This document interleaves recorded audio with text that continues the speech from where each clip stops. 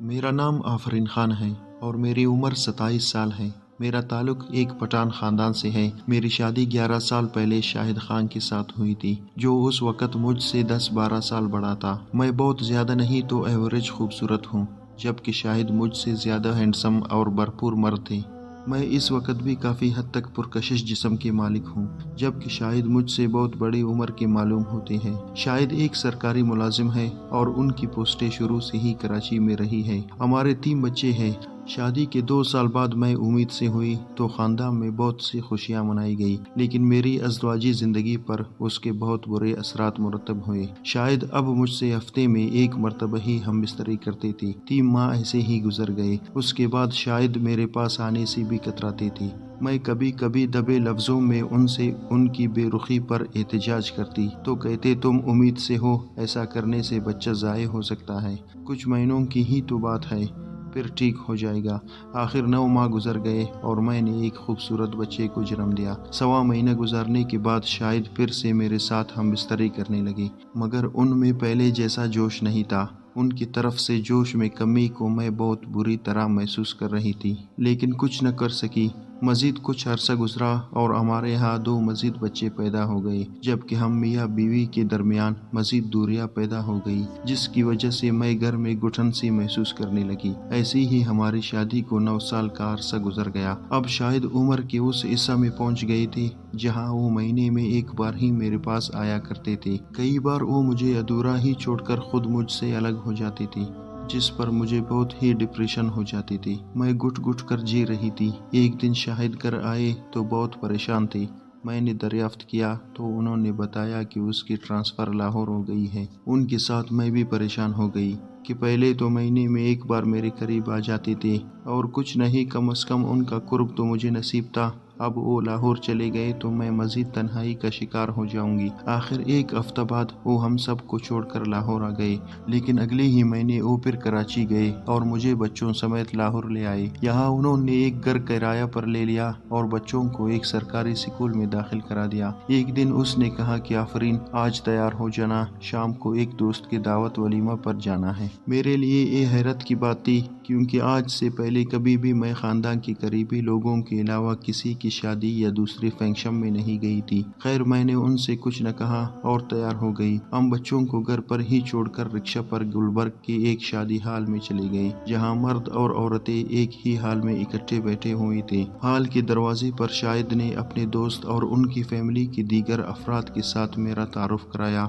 और हम हाल में एक अलग मेज पर बैठ गए। खाने के दौरान एक शख्स अचानक बगैर इजाज़त के हमारे मेज पर आ बैठा। मुझे उसकी ये हरकत बहुत ही बुरी लगी, लेकिन वो शख्स आते ही शाहिद के साथ फ्रैंक हो गया और बातें करने लगा। मैंने खाना छोड़कर मुंह ढांप लिया। बातों बातों में शाहिद ने मुझे मुखातब करके कहा, आफरीन, ये मेरे बास शाकिर साहब हैं और शाकिर साहब, ये मेरी बीवी आफरीन है। मैं इनका बास नहीं, सिर्फ कोलीग हूँ। शायद तो बस ऐसे ही जर्रे को पहाड़ बना देते हैं। वो शख्स अभी तक मुझे घूरे जा रहा था। मैं अभी भी नजरें नीचे किए खामोश बैठी हुई थी। उसके बाद वो शख्स शाहिद के साथ बातें करने लगा और 10-15 मिनट के बाद उठकर चला गया। आखिर 2-3 घंटे के बाद फंक्शन खत्म हो गया और हम मेजबान से इजाजत लेकर हाल से बाहर निकल आए और सड़क पर रिक्शा के इंतजार में खड़े हो गए। चंद लम्हों के बाद ही एक कार हमारे करीब आकर रुकी। उसमें शाहिद का बास शाकिर ही बैठा था। उसने कहा, शाहिद साहब, किधर जाना है? शाहिद ने उससे कहा कि सर, हमको चोबरजी की तरफ जाना है। तो उस शख्स ने कार का अगला दरवाजा खोलते हुए कहा,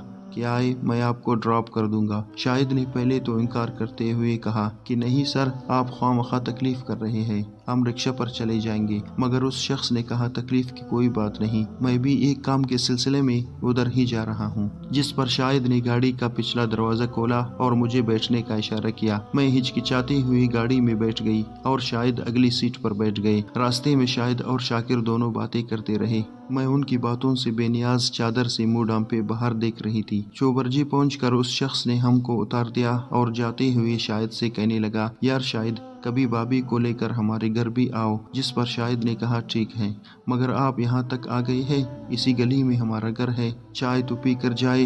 मगर वो उनकी बात सुनी अनसुनी करके चला गया। मैंने घर आकर शाहिद से कहा कि क्या ज़रूरत थी मुझे उस फंक्शन में लेकर जाने की, और फिर आप एक अजनबी के साथ गाड़ी में मुझे लेकर बैठ गए।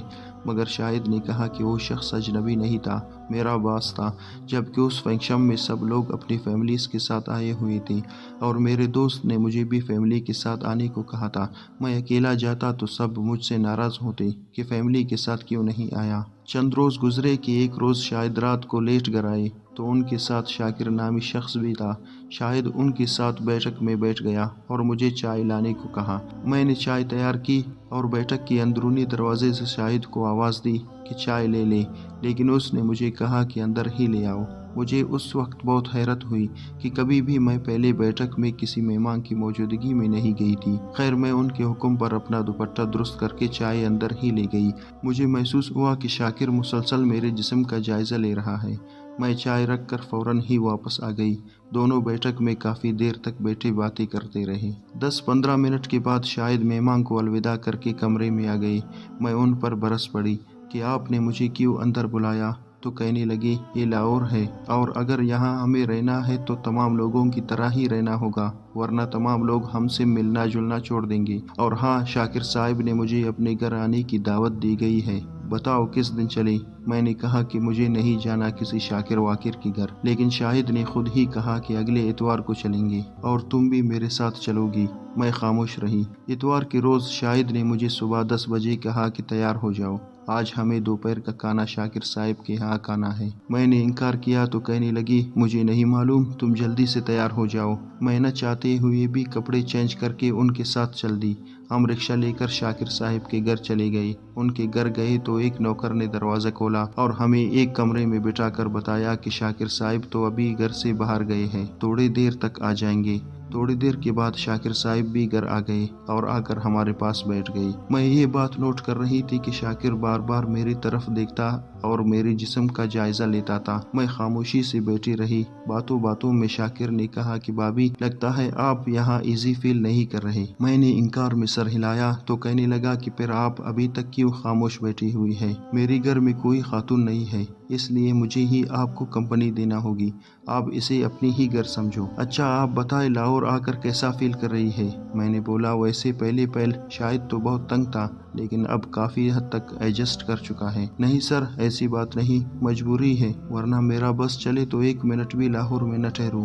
اس بار میرے بجائے شاہد نے جواب دیا۔ اب پھر شاکر نے مجھ سے مخاطب ہوتے ہوئے کہا کہ بھابھی، شاید آپ کو آؤٹنگ پر بھی لے کر گیا ہے یا نہیں؟ میں نے کہا نہیں، میں نے خود ہی کبھی ان سے نہیں کہا، اور ویسے بھی میری عادت ہی ایسی ہے کہ کم ہی گھر سے نکلتی ہوں۔ شاکر میری طرف دیکھ رہا تھا اور اس کی نظریں اب بھی مجھے میرے جسم کے اندر جھانکتی ہوئی محسوس ہوتی تھی۔ لیکن بھابھی، یہ لاہور ہے اور یہاں خود کو ایڈجسٹ کرنے کے لیے یہاں کے ماحول کے حساب سے رہنا پڑے گا۔ میں پھر خاموش ہو گئی۔ کھانے کے بعد ہم پھر کمرے میں آ بیٹھے، جہاں آ کر شاہد نے شاکر سے کہا کہ کبھی ہمارے گھر بھی آ جائے کھانا کھانے۔ اس نے کہا ٹھیک ہے، کسی دن پروگرام بنائیں گے، اور شاکر مجھے بار بار گور رہا تھا۔ باتوں باتوں میں شام کے 4 بج گئے۔ اب شاہد نے شاکر سے اجازت لی تو شاکر اندر سے 2 پیکٹ اٹھا کر لایا اور مجھے تھما دیے اور کہا کہ بھابھی، یہ میری طرف سے آپ کے لیے گفٹ ہے، آپ پہلی بار میرے گھر آئی ہے اور شاہد یہ تمہارے لیے۔ ایک پیکٹ اس نے شاہد کے ہاتھ میں دے دیا۔ سر، اس کی کیا ضرورت تھی؟ شاہد نے پیکٹ پکڑتے ہوئے کہا۔ نہیں نہیں یار، آپ لوگ پہلی بار میرے گھر آئے ہو، پھر معلوم نہیں زندگی کہاں لے جائے۔ اس کے بعد شاکر ہم کو گھر تک چھوڑنے آیا اور گھر کے دروازے تک چھوڑ کر خود چلا گیا۔ گھر آ کر میں نے شاہد سے کہا کہ میں آئندہ کبھی کسی کے گھر نہیں جاؤں گی۔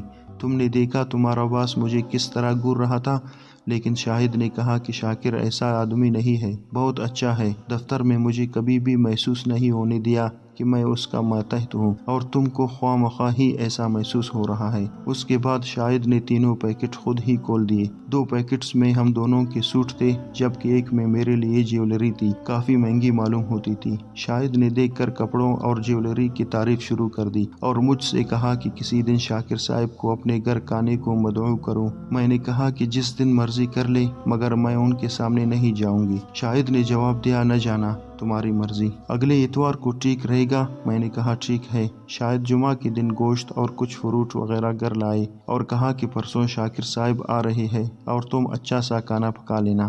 اتوار کے روز صبح ہی میں نے بنا گوشت، روسٹ اور شوربہ افغانی روایتی کھانے تیار کرنا شروع کر دیے۔ 12 بجے کے قریب شاکر ہمارے گھر آ گیا۔ میں روایتی افغانی چائے ان کے لیے تیار کر کے اپنے بڑے بیٹے کے ہاتھ بیٹھک میں بھجوا دیا۔ اسے پینے کے بعد کھانا بھی بھجوا دیا۔ شاکر صاحب 3 بجے کے قریب گھر سے چلے گئے۔ اس کے بعد شاہد اندر آئے اور کہنے لگے کہ تم بیٹھک میں کیوں نہیں آئی؟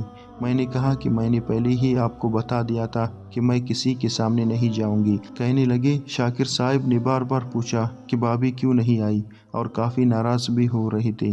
میں خاموش رہی۔ اس کے بعد روز ہی شاہد گھر آ کر شاکر صاحب کے گن ہی گاتے رہتے اور روٹین میں دن گزرتے گئے۔ تقریباً 1 ماہ بعد شاہد نے مجھے کہا کہ آج شاکر صاحب کے یہاں کچھ مہمان آنے والے ہیں اور انہوں نے کہا ہے کہ ان کے لیے افغانی کھانے بنوانا چاہتے ہیں۔ میں تم کو اگلے ہفتے کو ان کے گھر لے چلوں گا۔ میں نے انکار کیا تو کہنے لگے جیسا میں کہتا ہوں کرو۔ شاکر صاحب کے ساتھ میرا تعلق بھائیوں کی طرح ہو چکا ہے اور تم بھی ان کو اجنبی نہ سمجھا کرو۔ خیر میں ہفتہ کے روز صبح شاہد کے ساتھ شاکر کے گھر چلی گئی۔ شاکر گھر میں ہی موجود تھا۔ مجھے کچن میں چیزیں دے کر خود دونوں گاڑی پر بیٹھ کر دفتر چلے گئے۔ دوپہر کے وقت شاہد کا فون آیا۔ انہوں نے میرا حال چال پوچھا اور مجھے افغانی ڈشز اچھی طرح تیار کرنے کی ہدایت کرنے لگے۔ 1:30 بجے کے قریب دروازہ پر بیل ہوئی۔ نوکر نے دروازہ کھولا اور شاکر آ گئے۔ وہ سیدھا کچن میں ہی آ گئے اور مجھے مخاطب کر کے کہنے لگے کہ بھابھی جیسا کھانا آپ نے گھر میں کھلایا تھا ویسا ہی ہونا چاہیے۔ میں ان کے پیچھے دیکھنے لگی کہ شاہد بھی ان کے ساتھ ہی ہوں گی مگر وہ اکیلا ہی تھا۔ میں نے ان سے شاہد کے بارے میں پوچھا تو کہنے لگا کہ میں تو کسی دفتری کام کے سلسلے میں ادھر آیا تھا، سوچا گھر چکر لگا لو، کسی چیز کی ضرورت تو نہیں ہے۔ شاہد ابھی دفتر میں ہے، مجھے بھی جانا ہے، شام کو اکٹھے ہی آ جائیں گے۔ اور ہاں بھابھی مجھے بہت سخت بھوک لگی ہے، اگر کوئی ڈشز تیار ہو گئی ہو تو مجھے تھوڑا سا کھانا دے دے۔ یہ کہہ کر شاکر نے نوکر کو بازار سے کولڈ ڈرنک لانے کے لیے بھیج دیا اور خود کچن کے دروازے پر ہی کھڑا ہو گیا۔ مجھے بہت عجیب سا محسوس ہو رہا تھا۔ وہ مسلسل مجھے گھور رہا تھا جس کی وجہ سے میرے ہاتھ کانپنے لگے۔ میں پلیٹ میں روسٹ کا ایک پیس رکھ کر ان کو دیا تو وہ یہیں پر ہی کھڑے ہو کر کھانے لگا۔